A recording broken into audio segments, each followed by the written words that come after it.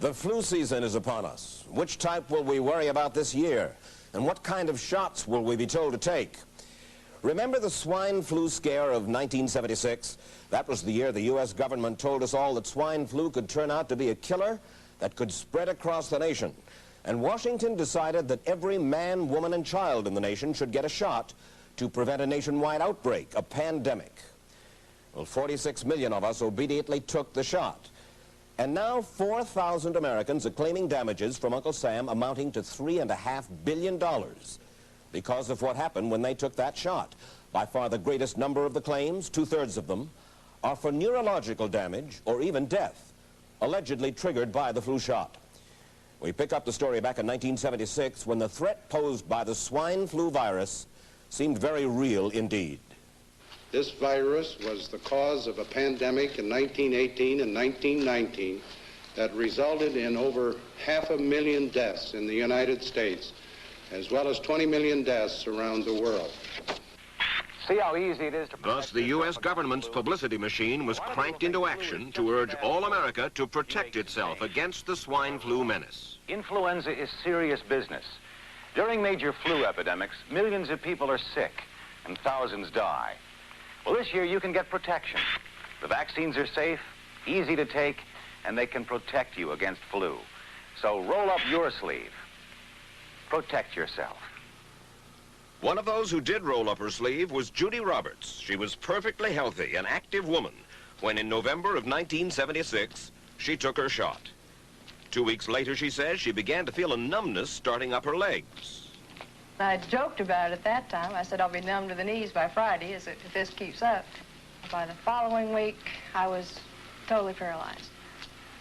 So completely paralyzed, in fact, that they had to operate on her to enable her to breathe. And for 6 months, Judy Roberts was a quadriplegic. The diagnosis? A neurological disorder called Guillain-Barré syndrome, GBS for short. These neurological diseases are little understood. They affect people in different ways. As you can see in these home movies taken by a friend, Judy Roberts' paralysis confined her mostly to a wheelchair for over a year. But this disease can even kill. Indeed, there are 300 claims now pending from the families of GBS victims who died, allegedly as a result of the swine flu shot. In other GBS victims, the crippling effects diminish and all but disappear. But for Judy Roberts, progress back to good health has been painful and partial. Now, I noticed that your smile, Judy, is a little bit constricted. Yes, it is. Is it different from what it used to be? Very different. I have a greatly decreased mobility in my lips. And I can't drink through a straw on the right-hand side. I can't blow out birthday candles. I don't whistle anymore, for which my husband is grateful. It may be a little difficult for you to answer this question, but have you recovered as much as you are going to recover? Yes, this is it. So you will now have a legacy of braces on your legs for the rest of your life? Yes, the weakness in my hands will stay and the leg braces will stay. So Judy Roberts and her husband have filed a claim against the U.S. government. They're asking $12 million, though they don't expect to get nearly that much. Judy, why did you take the flu shot? I'd never taken any other flu shots, but I felt like this was going to be a major epidemic. And the only way to prevent a major epidemic of a really deadly variety of flu was for everybody to be immunized. Where did this so-called deadly variety of flu, where did it first hit back in 1976? It began right here at Fort Dix in New Jersey in January of that year when a number of recruits began to complain of respiratory ailments, something like the common cold.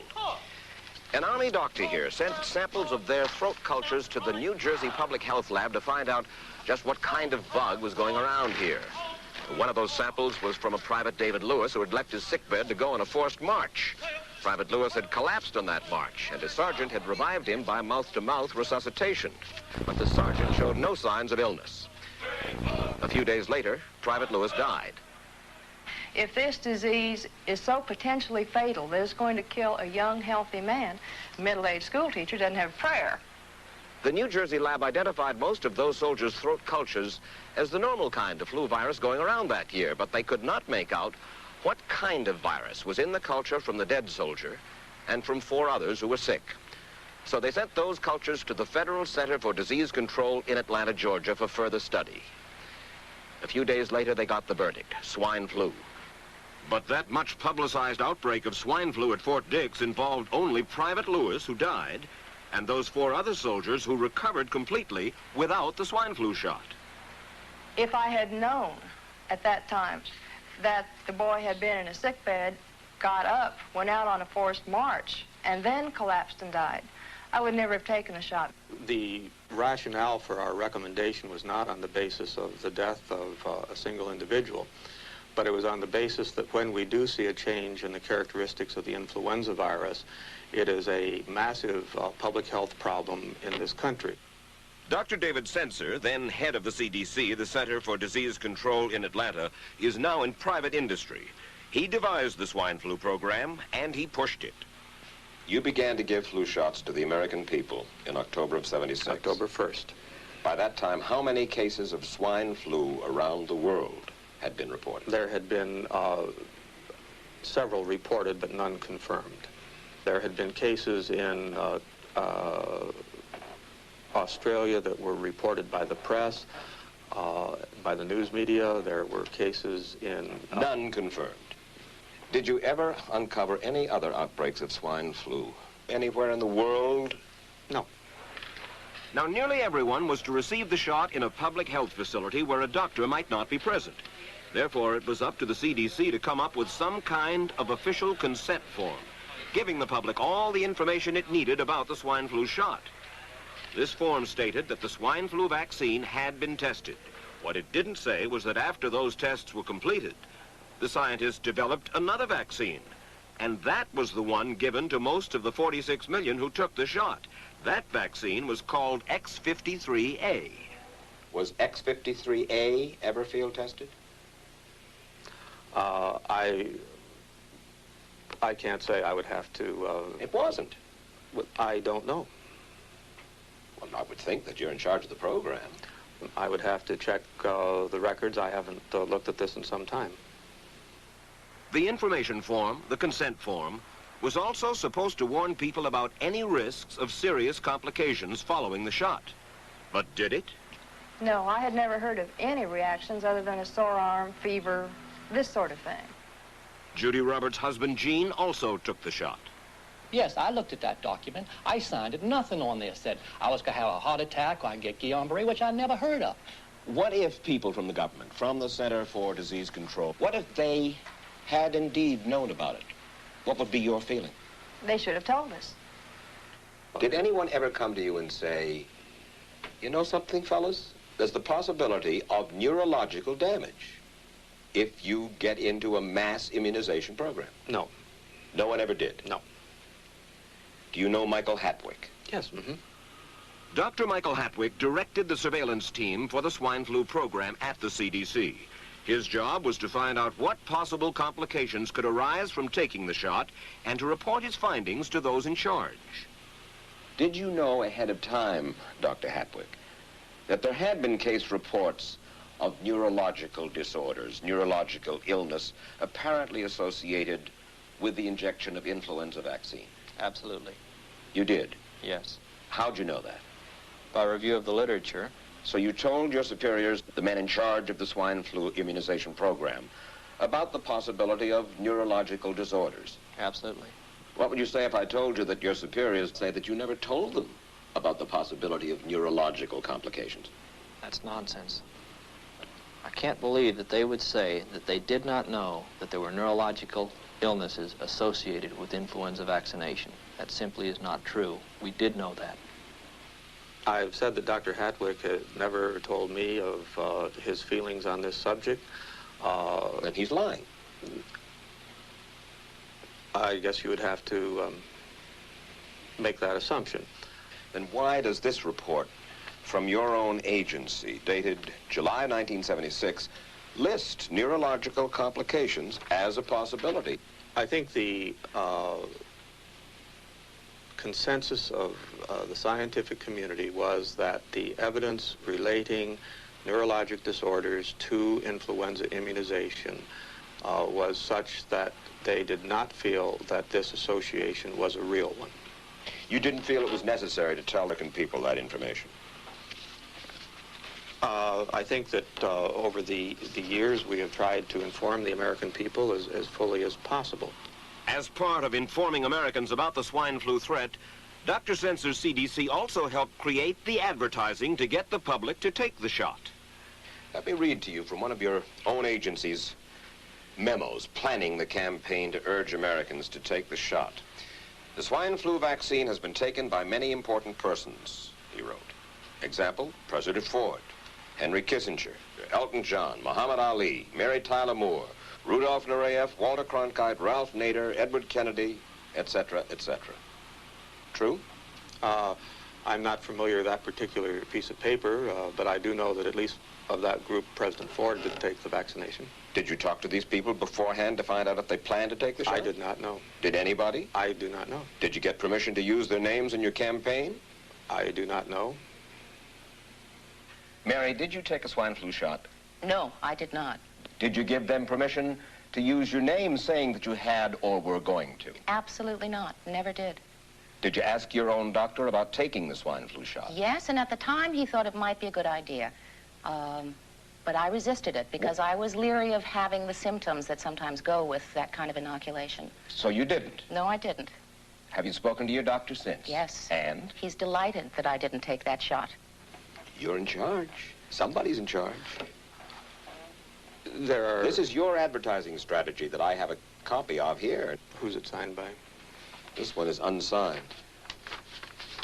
But you'll acknowledge that it was your baby, so to speak. It could have been from the Department of Health, Education, and Welfare. It could be from CDC. I don't know. I'll be happy to take responsibility for it. It's been 3 years now since you fell ill with GBS, right? Right. Has the federal government, in your estimation, played fair with you about your claim?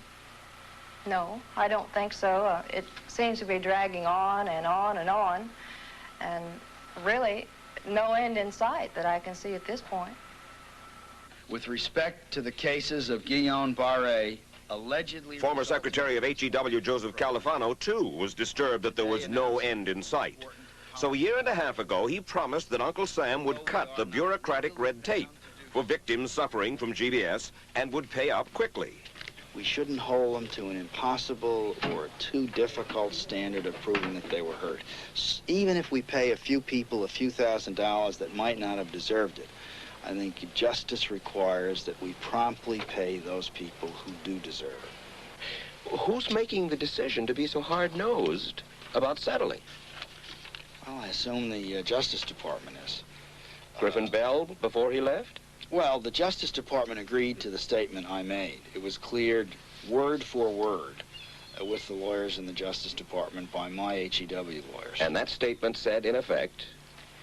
That statement said that we should pay Guillain-Barré claims without regard to whether the federal government was negligent if they resulted from the swine flu shot. I think the government knows it's wrong. If it drags out long enough, that people will just give up. Let it go. I am a little more adamant in my thoughts than my wife is, because I told Judy to take the shot. She wasn't going to take it, and she never had shots. And I'm mad with my government because they knew the facts, but they didn't release those facts because if they had released them, the people wouldn't have taken. And they can come out tomorrow and tell me there's going to be an epidemic, and they can drop off like flies next to me. I will not take another shot that my government tells me to take. Meantime, Judy Roberts and some 4,000 others like her are still waiting for their day in court.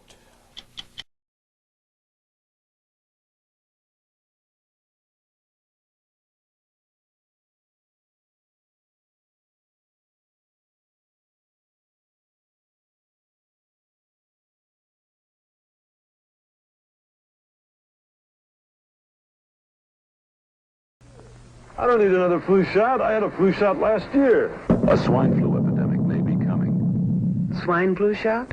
Well, I don't know. I've been thinking about it. It could make you very sick. Swine flu? Man, I'm too fast today to catch me. You'll want to be protected. I'm the healthiest 55-year-old you ever seen. Hey, I play golf every weekend. Get Get a shot of protection. The swine flu shot. Joe brought it home from the office. He gave it to Betty and one of his kids, and to Betty's mother. But Betty's mother went back to California the next day. On her way to the airport, she gave it to a cab driver, a ticket agent, and one of the charming stewardesses. At school, Joe's kid gave it to some other kids, and Mrs. Merrill got it and gave it to her husband. In California, Betty's mother gave it to her best friend, Dottie. But Dottie had a heart condition and she died. But before she died, Dottie gave it to her girlfriend, the mailman, the paper boy, and the vet when she went to pick up her chihuahua. If a swine flu epidemic comes, this is how it could spread. You'll want to be protected, especially if you're elderly or chronically ill. Get a shot of protection. The swine flu shot.